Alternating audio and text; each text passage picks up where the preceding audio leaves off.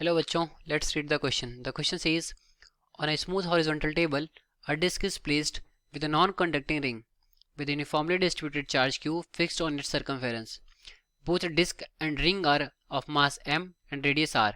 If uniform magnetic field of induction B which is symmetric with the center of disk is switched on in vertically downward direction, find the angular speed attained by disk due to this.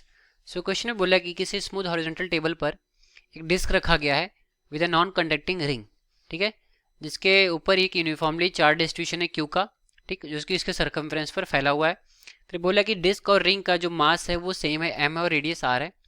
तो बोल रहा है कि if uniform magnetic field of induction B, कह रहा है अगर हम एक मैग्नेटिक फील्ड इंडक्शन बी को स्विच कर रहे हैं इन वर्टिकल डाउनवर्ड डायरेक्शन में, तो हमें एंगुलर स्पीड बताना है कितना अटेंड होगा बाय द डिस्क.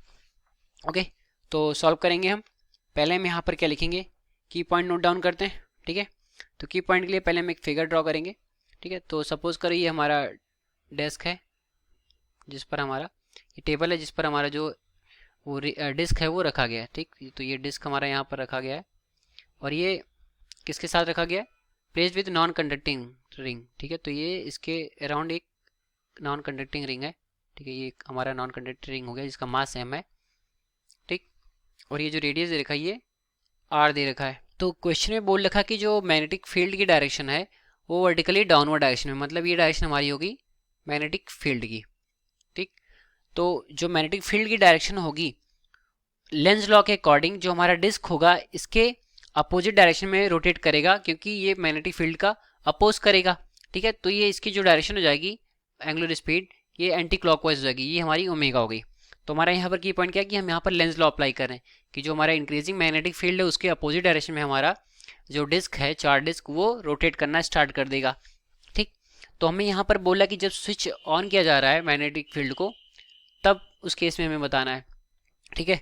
तो हमारा जो मैग्नेटिक फील्ड है वो from zero to B increase करेगा इन टाइम डेल्टा टी. तो जो हमारा टाइम ड्यूरेशन है उसको हमने ले लिया डेल्टा टी, मतलब बहुत छोटा सा टाइम हो गया. तो इस कंडीशन में जब हमारा रोटेशन स्टार्ट होगा तो इंड्यूस्ड इलेक्ट्रिक फील्ड जो होगा वो कितना होगा एट द सर्कमफेरेंस, ये निकालेंगे, ठीक. Induced electric field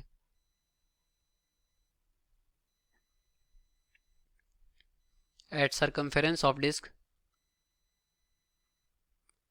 at circumference of disc is क्या हो जाएगा हमारा, इस जगह E is equal to 1/2 R D V by D T. हमारा जो D V by D T मतलब मैग्नेटिक फील्ड चेंज कर रहा है, ठीक. तो यहाँ पर एक छोटे से टाइम डेल्टा टी के लिए अगर हम देखें तो उस टाइम हमारा बी को हम कॉन्सेंट्रेट कर सकते हैं, तो आर इस जगह हमारा बी बाई डेल्टा टी, ठीक. ये हो गया हमारा इंड्यूस्ड इलेक्ट्रिक फील्ड. अब इसकी वजह से जो हमारा एंगुलर इम्पल्स होगा उस रिंग पर वो कितना लगेगा, ठीक है. तो एंगुलर इम्पल्स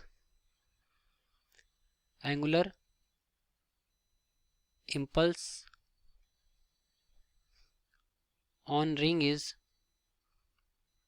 इसको हम जे थीटा से डिनोट करते हैं. तो J theta is equal to हो जाएगा हमारा, J theta is equal to torque on the ring into time delta T, ठीक है. तो टॉर्क हमारा क्या हो जाएगा, टॉर्क इस पर जो लगेगा charge into induced electric field into radius Q E are, ठीक है, इंटू डेल्टा टी. ये हो गया हमारा टॉर्क, ठीक. So this will be equal to हमारा क्या हो जाएगा आई ओमेगा, इसके बराबर होगा, ठीक है. मतलब ये एंगुलर मोमेंटम के बराबर होगा. तो L is equal to I omega होता है हमारा, जिसको हम एंगुलर इम्पल्स के नाम से जानते हैं. तो इसके बराबर हो गया. अब हमें निकालना है कि एंगुलर स्पीड क्या होगी. तो यहाँ से जो ओमेगा इज इक्वल टू होगा, ओमेगा इज इक्वल टू निकल के आ जाएगा हमारा Q E R delta T divided by I. I हमारा मोमेंट ऑफ इनर्शिया है रिंग प्लस डिस्क सिस्टम का, ठीक है. तो डिस्क के लिए हमारा moment of inertia 1/2 omega square होता है. सो डिस्क के लिए हम यहाँ पर लिखते हैं, डिस्क के लिए आई इज इक्वल टू होता है हमारा 1/2 एम आर स्क्वायर, ठीक. और रिंग के लिए कितना होता है, ये होता है हमारा I is equal to M R square, ठीक है.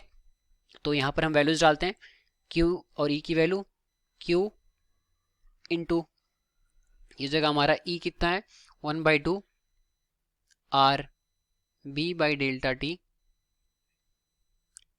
Into R delta T divided by I. इस जगह हमारा 1/2 M R square plus mr²। ठीक है, तो अब इसको हम सॉल्व करेंगे। ठीक है, सॉल्व करते हैं तो डेल्टा टी से डेल्टा टी हमारे यहाँ पर कैंसिल हो जाएगा।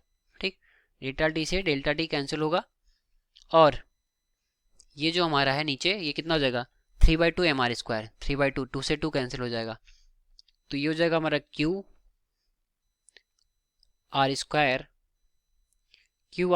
B, Q R square B, delta T से डेल्टा टी कैंसिल हो गया, 2 से 2 कैंसिल हो चुका है, डिवाइडेड बाई ये हो जाएगा 3mr²। ठीक है, तो आर स्क्वायर से आर स्क्वायर भी कैंसिल हो जाएगा, तो यहाँ से हमारा जो एंगुलर स्पीड निकल करके आ गया ओमेगा इज इक्वल टू कितना आ गया QB/3m। तो ये होगी हमारी एंगुलर स्पीड, जो कि क्वेश्चन में हमें बोल रखा था निकालने को। तो हमने क्या किया, हमने पहले इंड्यूस्ड इलेक्ट्रिक फील्ड को निकाला, उसके बाद हमने जो एंगुलर मोमेंटम का फार्मूला होता है उसकी हेल्प से ओमेगा की वैल्यू को फाइंड आउट करने की कोशिश की, that is omega is equal to QB/3m आ गया। तो ये रहा हमारे इस क्वेश्चन का solution. I hope you understood it well. All the best, thank you.